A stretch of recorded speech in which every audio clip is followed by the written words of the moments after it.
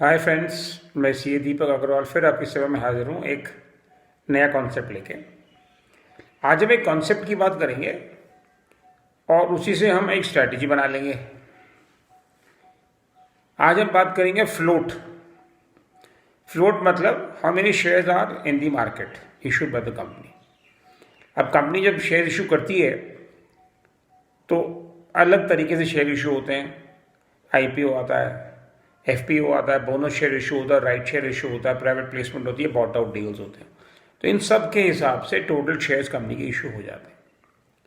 तो जितने कंपनी के शेयर मार्केट में फ्लोट कर रहे होते हैं, ट्रेड कर रहे होते हैं, इशूड होते हैं, वो सब मिला के बोलते हैं float. So float is the total number of share issued by the company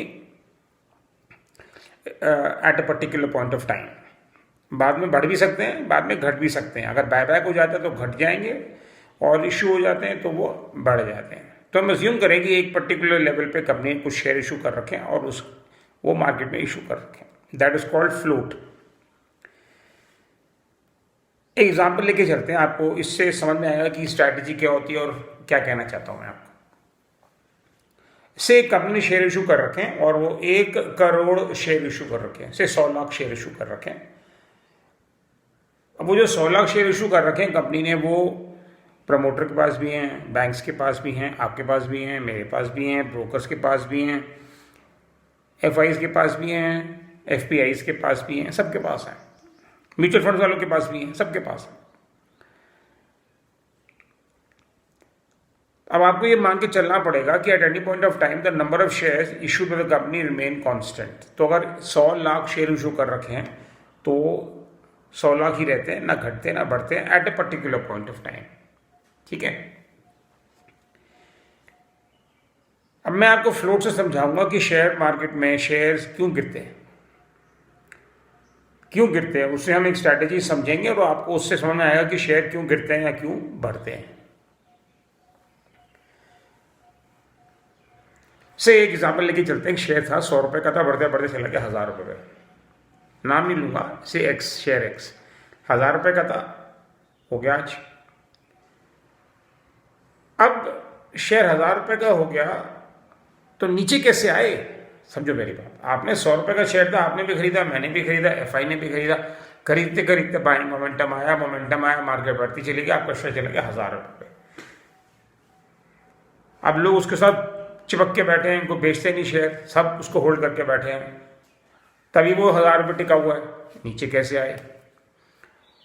तो ये पंटर्स क्या करते हैं, ये जो बड़े बड़े प्लेयर्स हैं, स्पेक्यूलेटर्स हैं, ये क्या करते हैं, कुछ ऐसी नेगेटिव सेंटिमेंट फैला देते हैं मार्केट में, नेगेटिव न्यूज़, कुछ ऐसा एक माहौल क्रिएट करते हैं जिससे कि एक लोगों में घबराहट शुरू हो जाती है रिगार्डिंग दैट कंपनी। अगर किसी कंपनी को इन्होंने के शेयर को गिराना है तो ये शेयर गिरना शुरू हो जाता है। फिर ऐसे सेंटिमेंट क्रिएट करते हैं कि शेयर गिरना शुरू हो जाता है। अभी आपने और मैंने नहीं बेचा, ये लोग बेच के अपने निकल रहे हैं।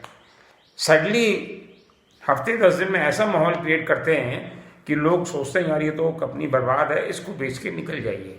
तो क्या हुआ, जो लोग जम के बैठे थे, जो लॉन्ग टर्म इन्वेस्टर्स थे, जिन्होंने कहा था हम नहीं बेचेंगे, वो भी एक बार सोचने लगते हैं कि हमें शेयर को बेचना चाहिए। तो जब ऐसा माहौल क्रिएट हो जाता है तो जो लॉन्ग टर्म इन्वेस्टर्स थे, जो होल्ड करके बैठे थे अपने डीमैट में शेयर्स को, वो भी सेल करना शुरू कर देते हैं। अब क्या हुआ, जैसी सेलिंग आती है, बिकवाली आती है, शेयर मार्केट में गिरावट चालू हो जाती है। और जब ये गिरावट चालू होती है तो ये पंटर्स जो हैं, जो इंतजार कर रहे हैं, वो आपके शेयर खरीदना शुरू कर देते हैं। आपने कभी कभी देखा होगा, शेयर जब गिरते हैं धड़ाधड़ तो 1-2 दिन रिलीफ रैली आती है, लगता है हाँ जी मार्केट बढ़ गई, फिर सैडली फिर गिरती है। तो ये क्या करते हैं, एक ऐसा माहौल क्रिएट करते हैं जिससे कि आप अपने शेयर बेचें। जब आप अपने शेयर बेच देंगे तो ये खरीदना शुरू कर देते हैं।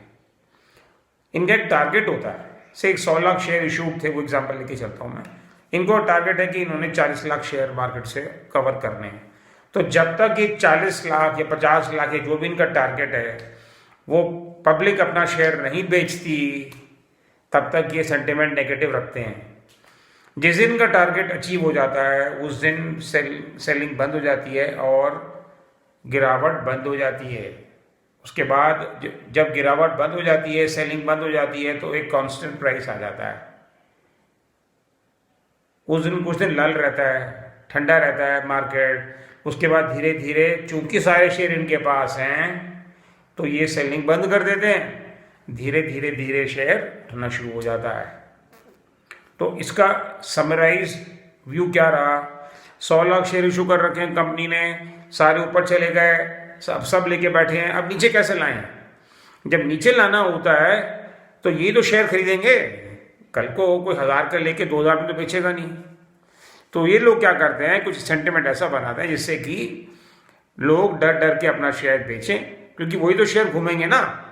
अगर 100 लाख शेयर हैं, वही सबके पास हैं, तो ट्रेडिंग कैसे होगी? वो कैसे निकालें आपके पास से? तो वो आपको डरा डरा के, धमका के, गला घोट के, लिक्विडिटी खराब करके कुछ ना कुछ ऐसा नेगेटिव व्यू लाएंगे मार्केट में, जिसको देख देख के लोग डरते हैं और फिर अपने शेयर बेचना शुरू कर देते हैं। तो हुआ क्या, फ्लोट से मतलब क्या हुआ इसका, कि जितने शेयर इशू थे से 100 लाख, वही तो ऊपर नीचे घूमेंगे ना। तो जब उनके हाथ में नहीं हुए तो वो कैसे कमाएंगे? तो वो उनके हाथ में कैसे आएंगे? वो शेयर आपसे बिकवा के वो हर लेवल पे नीचे खरीदेंगे, तो वही तो शेयर घूमेंगे ना। जब सारे इनके हाथ में आ जाएंगे फिर धीरे धीरे बाइंग चालू हो जाती है, फिर ये उसको हायर लेवल पे बेचते हैं। इसीलिए मैं आपसे कहता हूँ, whenever there is a panic selling, don't sell the shares unless and until there is a lot of problem in terms of liquidity or you want money desperately. Never sell the shares in panic. ये एक panic create करके एक ऐसी position बनाते हैं जिससे कि लोग शेयर बेचें। तो इसमें क्या हुआ, फ्लोट से एक स्ट्रैटेजी बन के आती है कि चूंकि नंबर ऑफ शेयर्स लिमिटेड रहते हैं तो उसी में घुमाना है इन्होंने मार्केट को। तो पहले इसको बढ़ाते हैं, फिर जब इनके हाथ से शेयर निकल जाते हैं तो उनके हाथ में कैसे आए, वो एक नेगेटिव सेंटिमेंट ला के बेच के वापस उन्हीं शेयर को नीचे के लेवल पर खरीद लेते हैं, फिर उसको उठा लेते हैं। इस चक्कर में क्या हुआ, जो छोटा इन्वेस्टर है, जो वीक है, या जो लोन पे काम कर रहा है, या जिसके पास गिनी चुनी जमा पूंजी है, या जिसको शॉर्ट टर्म के लिए फंस जाता है, तो वो नुकसान में बेच के निकल जाता है और ये लोग उसको कैश कर जाते हैं। This is how you have to understand float and the application of float as to why the share market keeps moving up and down. आज का वीडियो यहीं तक, नेक्स्ट वीडियो में एक और लेके आऊंगा। ये मैं ब्लॉग कर रहा हूँ 5 अप्रैल 2020 को, लॉकडाउन है, तो मैं इनका एक और आपको छोटा सा कॉन्सेप्ट दे दूँ जिससे वो आपके काम आए। Thank you very much. Kindly इस ब्लॉग को आगे शेयर कीजिए, फॉरवर्ड कीजिए, लाइक कीजिए, सब्सक्राइब कीजिए। Thank you very much.